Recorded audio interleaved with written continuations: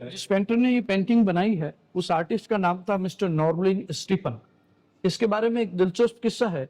जब second world war हुआ तो कई देश बर्बाद हो गए, उसी में से एक देश था पोलैंड।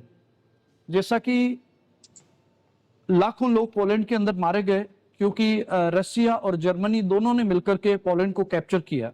हिटलर के वक्त की बात है। तब पोलैंड में जो लोग बचे थे उन्होंने 200 फैमिलीज को एक जहाज के अंदर बिठा करके और पोलैंड से निकाल दिया और वो दुनिया के कई कोने कोने में कई देशों में गए, लेकिन किसी ने भी उनको शरण नहीं दी। जब वो मुंबई आए तो ब्रिटिशर्स ने ये कह करके मना कर दिया कि हम हिटलर से नाराजगी मोल नहीं ले सकते।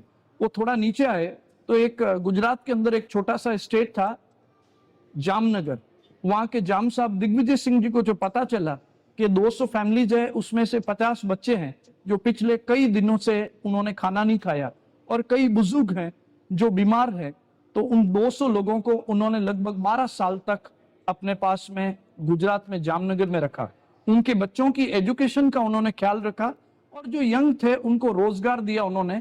12 साल बाद में वो सारे के सारे लोग जब वापस पोलैंड गए, उसमें से एक आदमी जाकर के और पोलैंड का राष्ट्रपति बनता है। तो उसने जाम साहब दिग्विजय सिंह जी की पोलैंड के कैपिटल के अंदर बहुत ही खूबसूरत एक स्टेचू बनवाई और वहां पर दूसरी गवर्नमेंट की बहुत सारी योजनाएं उनके नाम के ऊपर चलती है।